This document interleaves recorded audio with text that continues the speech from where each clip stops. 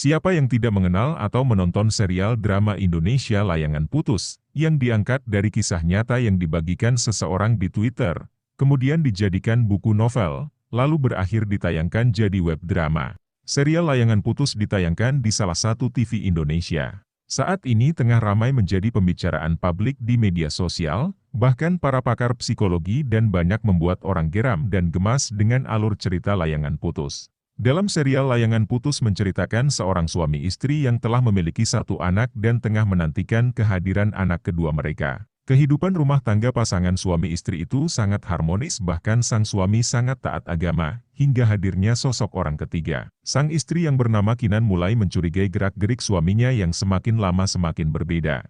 Suaminya yang sering terlambat pulang kerja hingga tidak pulang ke rumah, dan hal itu kian membuat Kinan semakin mencurigai suaminya itu. Ternyata Aris sang suami, jatuh hati kepada sosok psikolog anaknya, Raya, dan menjalin hubungan asmara terlarang di belakang istrinya yang sedang mengandung. Kinan berusaha mencari rahasia Aris hingga terungkaplah sosok selingkuhan suaminya. Akan tetapi ia terus berusaha untuk mempertahankan rumah tangganya yang sudah dikaruniai satu anak dan akan mendapatkan anak kedua. Kisah Layangan Putus diakhiri dengan perceraian Kinan dan Aris karena masalah rumah tangga yang berat dan tidak bisa dilalui keduanya. Ada orang mengatakan selingkuh itu indah, tetapi dari kisah Layangan Putus dapat kita lihat bahwa perselingkuhan dapat menerpa semua sumber kehidupan dalam keluarga, dan yang menjadi korban dari tindakan perselingkuhan adalah pasangan dan anak-anak.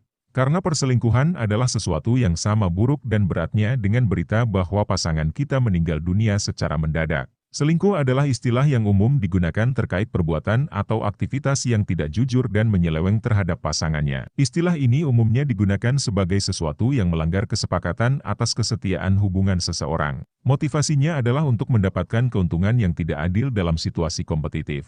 Perselingkuhan pada hakikatnya merupakan perzinahan, yaitu suatu tindakan yang dilarang oleh Tuhan, dan sekaligus perbuatan yang tidak mendatangkan berkat dan damai sejahtera.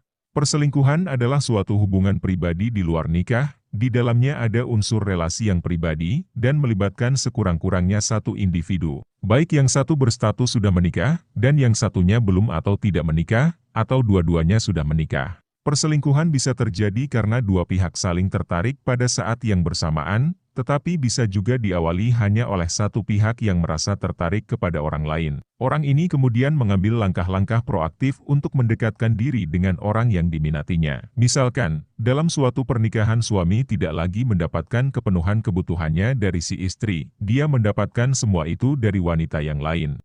Perselingkuhan mempunyai beberapa lapisan atau kategori. Lapisan yang pertama yang merupakan awal dari perselingkuhan, yaitu yang bersifat emosional. Ini terjadi di mana seseorang mengalami ketertarikan dan begitu memikirkan orang lain melebihi pasangannya sendiri. Dan orang lain itu menjadi penyedia kebutuhan-kebutuhan emosionalnya. Pada tahap ini biasanya belum sampai pada kontak fisik. Lapisan kedua, yaitu lapisan yang lebih dalam, yaitu perselingkuhan yang melibatkan keduanya, secara emosional dan juga fisik. Pada tahap ini umumnya kaum pria akan condong kepada sasaran atau tujuan akhir, yaitu hubungan seksual. Di sini sudah terjadi hubungan suami istri antara dia dengan orang lain. Kategori iseng-iseng, yaitu perselingkuhan yang dimulai dan diakhiri hanya dengan hubungan fisik belaka. Ketertarikan fisik pada orang lain itu begitu kuat sehingga tidak lagi mengenal perbedaan status ekonomi dan pendidikan. Jadi tidak ada ketertarikan emosional, dan ini bisa dikatakan sekedar iseng-iseng saja. Ini merupakan tipe yang cukup umum. Dalam kategori ini si pelaku itu kemungkinan besar tidak ada ketertarikan emosional, jadi hubungan selingkuhnya adalah untuk memenuhi keinginan seksualnya belaka saja. Sekurang-kurangnya ada 3 unsur yang terkandung dalam perselingkuhan, yaitu: pertama, saling ketertarikan antara yang satu dengan yang lain, maka masuklah mereka ke tahap berikutnya, yaitu tahap saling ketergantungan. Dia benar-benar mulai mencurahkan dirinya dan bagian hidupnya kepada si orang itu, sehingga pada waktu orang itu tidak ada dia sangat merasa kehilangan. Tahap ketiga adalah tahap yang mengandung unsur saling memenuhi. Pada tahap ini mereka masing-masing dengan sadar mencoba untuk memenuhi kebutuhan yang satunya. Jadi bukan saja secara natural, otomatis, tapi sekarang sudah terencana, bagaimana saya bisa dan mau membahagiakan engkau. Bagaimana saya mencoba untuk memenuhi kebutuhan-kebutuhanmu, secara sadar ini saya lakukan. Beberapa tipe pasangan atau keluarga yang mudah tergoda atau mempunyai kecenderungan untuk berselingkuh. Pertama, si suami atau si istri memang seseorang yang membutuhkan kontak seksual yang lebih variatif. Kedua, pasangan atau seseorang yang hidup dalam lingkungan yang toleransi terhadap perbuatan selingkuh. Ketiga, pasangan yang rawan terhadap perselingkuhan adalah mereka yang memiliki dan mengalami perubahan sangat besar dalam kehidupannya. Keempat, keluarga yang rentan terhadap perselingkuhan adalah orang-orang tertentu yang merasa sungkan, tapi salah kaprah. Tanda-tanda yang harus diperhatikan jika pasangan Anda berselingkuh di belakang kita. Pasangan Anda akan selalu menjaga perangkat elektronik yang dia gunakan untuk berkomunikasi seperti handphone. Ini dilakukan untuk menjaga agar Anda tidak menyentuhnya. Pasangan memberikan nama palsu untuk setiap kontak di dalamnya, atau mungkin memiliki akun cadangan. Pasangan Anda bisa tampil lebih menarik dari sebelumnya. Dia bisa tampil lebih baik dan tentu saja lebih menarik, lebih wangi, lebih rapi, dan sebagainya. Pasangan Anda sering membatalkan janji secara mendadak tanpa alasan jelas. Mungkin untuk janji yang tidak begitu penting. Atau mungkin dirinya mencari alasan yang bukan sebenarnya. Pasangan Anda tiba-tiba punya kegiatan baru dan Anda tidak dibuat tahu oleh dirinya. Dia menyembunyikan hal itu atau terkesan menutupi. Saat Anda menunjukkan seolah tertarik, dia menceritakan hanya beberapa bagian saja. Pasangan Anda sering mencari kesalahan Anda. Mencari dan menyalahkan untuk membuat dirinya bisa menghindari Anda dalam waktu tertentu. Bahkan seolah dirinya tidak ingin segera menyelesaikan hal itu.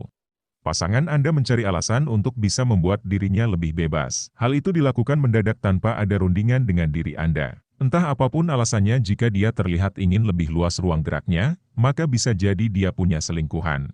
Pasangan banyak menuntut hal yang bermacam-macam dan itu sulit untuk Anda wujudkan. Dia berubah seperti itu untuk membuat Anda merasa memiliki kekurangan banyak, sehingga dia bisa pura-pura marah dan menghindar dalam waktu tertentu sesuai keadaan. Gelagat pasangan Anda berubah tegang saat handphone berbunyi. Dia bisa saja memutuskan dengan cepat, menjaga jarak dengan Anda, atau yang lebih umum bicara cepat dan jelas tetapi tidak memberi kesempatan lawan bicaranya, kemudian menutupnya.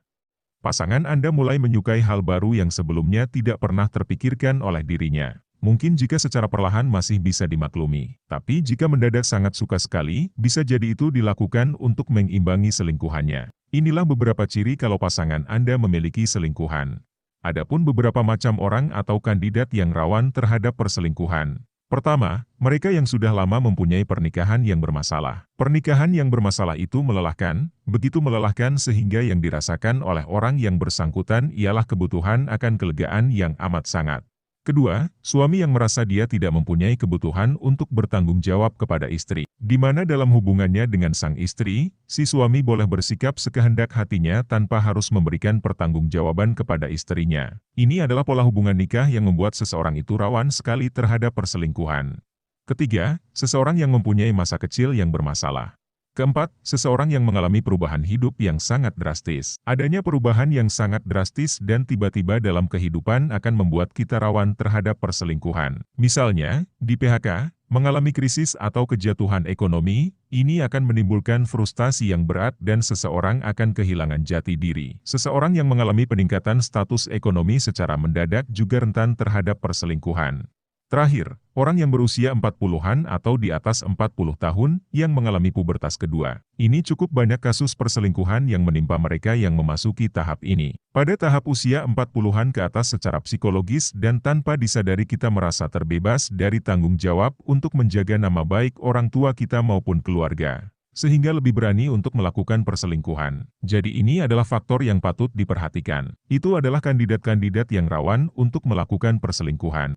Adapun dampak buruk dari perselingkuhan yang dirasakan oleh pasangan maupun anak-anak. Mereka yang mengalami perselingkuhan ternyata memenuhi kriteria untuk gangguan stres pasca trauma atau PTSD. Berbagai masalah juga akan muncul sebagai respons emosional akibat perselingkuhan, antara lain banyak pikiran, gangguan makan dan tidur, suasana hati yang tidak menentu, masalah kesehatan, hingga depresi. Dampak yang dirasakan oleh korban perselingkuhan juga diantaranya menyalahkan diri sendiri dan merasa jika harga dirinya rendah. Selain itu, perselingkuhan juga akan membawa dampak negatif terhadap anak. Anak yang orang tuanya selingkuh bisa sangat tertekan, stres, atau depresi. Perasaan tertekan seperti ini bisa membuat si anak menjadi lebih pendiam, jarang bergaul, dan prestasi sekolahnya akan merosot. Anak juga bisa menjadi pemberontak. Jiwa labil seorang anak yang sedang depresi bisa menggiringnya ke dalam pergaulan yang salah dan membenci orang tua mereka. Itu adalah dampak buruk yang dirasakan dari hasil perselingkuhan. Perselingkuhan jelas dilarang oleh berbagai agama. Dalam pandangan agama Kristen, janji pernikahan adalah ikatan yang terjalin antara seorang laki-laki dengan seorang perempuan yang memiliki komitmen untuk hidup bersama. Dalam Kejadian 2 ayat 24 dikatakan bahwa apabila pasangan telah disatukan dalam hubungan pernikahan, itu artinya mereka telah menjadi satu daging dan tidak dapat dipisahkan oleh apapun kecuali maut.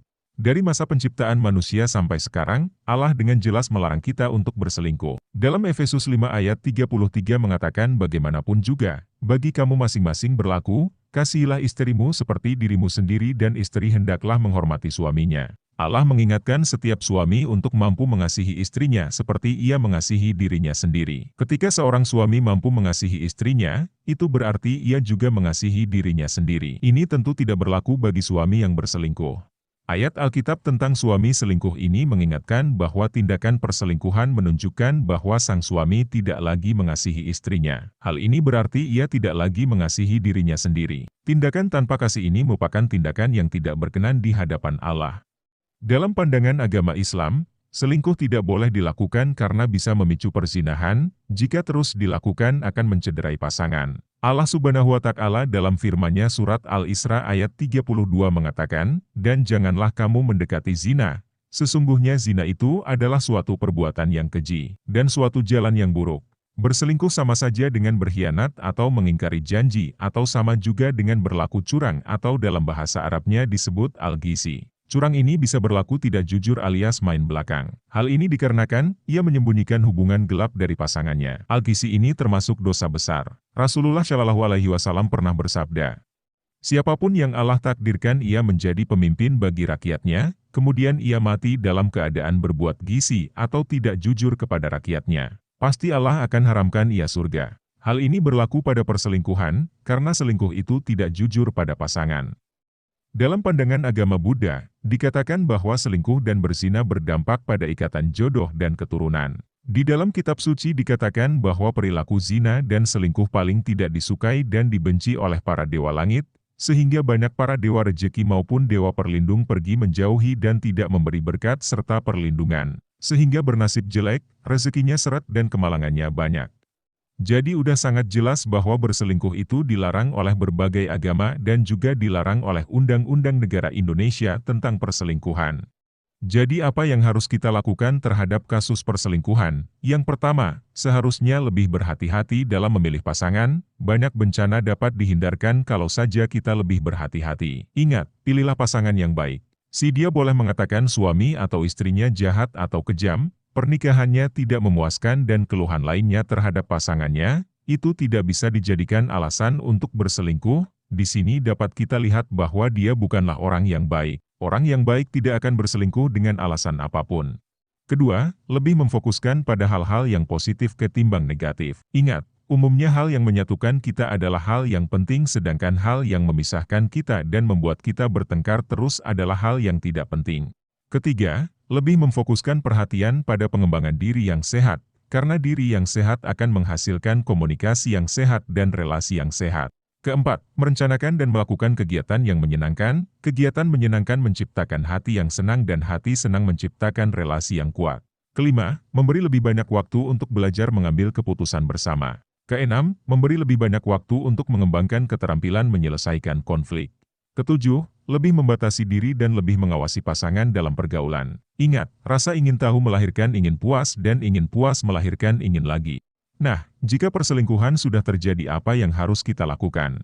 Pada umumnya dalam kasus perselingkuhan, akan ada satu pihak yang berniat untuk memulihkan relasi dan ada satu pihak yang tidak berminat. Itu sebabnya langkah pertama, bukanlah menanyakan apakah ia berniat memulihkan relasi, melainkan, apakah kita berniat memulihkan relasi? Mengapa kita harus bertanya demikian? Karena diperlukan kesabaran yang panjang, diperlukan dukungan yang kuat, diperlukan iman yang tegar. Jika kita bersedia menyanggupinya, maka kita mesti melakukan hal berikut ini. Timbalah kekuatan setiap hari dari Tuhan lewat doa. Fokuskan perhatian pada tugas dan tanggung jawab kita saja, bukan tugas dan tanggung jawabnya. Jangan terlalu memerhatikan detail perbuatannya sebab ini akan mengayunkan suasana hati kita. Ingat, Keluarga membutuhkan kestabilan dan saat ini, kita adalah satu-satunya tiang.